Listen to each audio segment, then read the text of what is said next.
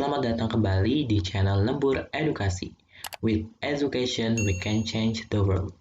Nah, pada kesempatan kali ini kita akan melanjutkan nih membahas soal-soal UTBK SBMPTN khususnya untuk materi untuk mata pelajaran ekonomi.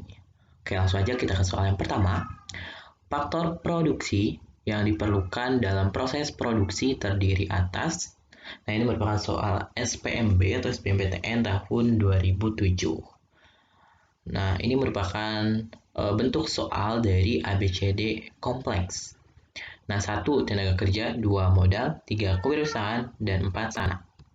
Nah, jawabannya itu A, maka itu terjadi ketika jawaban 1 dan 2 itu 1, 2, dan 3 itu benar.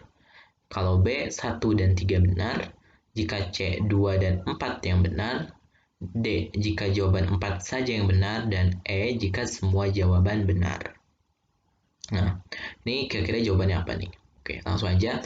Jadi, untuk faktor produksi sendiri itu terbagi menjadi dua. Ada faktor produksi yang asli dan turunan. Nah, untuk faktor produksi yang asli itu ada tenaga kerja. Nah, tenaga kerja. Kemudian ada alam. Nah, ini merupakan faktor produksi yang asli. Nah, untuk tenaga kerja seperti buruh, kemudian karyawan, manajer, nah itu masuk ke tenaga kerja. Nah, kalau untuk alam itu masuk ke dalam bahan bakunya, jadi material atau lahan produksi. Nah, kemudian yang kedua, faktor produksi turunan itu mencakup modal dan kewirausahaan. Modal itu misalkan uang, mesin, alat-alat produksi, kendaraan, dan lain-lain. Kemudian kewirausahaan, entrepreneurship, itu misalnya kreatif, produktif, nah itu masuk ke dalam turunan. Nah, jadi jawaban untuk soal yang pertama ini adalah jawabannya 1, tenaga kerja benar, modal benar, kewirausahaan benar, tidak termasuk salah. Jadi jawabannya itu adalah 1, 2, 3 benar. Nah, berarti ketika 1, 2, 3 itu yang benar, maka itu jawabannya adalah yang A. Oke.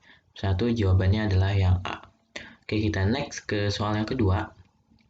Nah, nilai suatu barang ditentukan oleh jumlah tenaga kerja. Ini kuncinya. Plan untuk menghasilkan benda. Hal tersebut dikemukakan oleh Adam Smith, David Ricardo, Carey, Hume, dan Locke. Nah, kita harus tahu nih, siapa sih? Nah, aku jelasin dikit. Nah, di sini kan kalau di soal itu mengenai jumlah tenaga kerja. Nah, kalau nilai biaya produksi, nah Adam Smith itu masuknya ke nilai biaya produksi. Nah, jadi bisa dipastikan bahwa Adam Smith pasti salah nih. Nilai biaya produksi, yaitu nilai barang sama dengan biaya produksi. Kemudian yang kedua ada nilai tenaga kerja. Nah, ini dikemukakan oleh David Ricardo. Ini keep, ini sama. Jumlah tenaga kerja diperlukan untuk menghasilkan benda. Kita keep David Ricardo. Nah, nilai barang sama nilai upah tenaga kerja. Kemudian yang ketiga, nilai biaya produksi. Nah, itu oleh Carey. Bahwa nilai barang itu sama dengan biaya yang dikeluarkan bila barang diproduksi ulang. Dan nilai pasar itu ada Hume dan Locke. Nah, nilai barang sama dengan permintaan dan penawaran di pasar.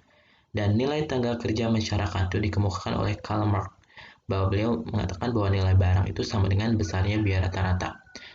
Nah, penjelasan ini berarti dapat pastikan ya bahwa nilai suatu barang itu ditentukan oleh jumlah tenaga kerja.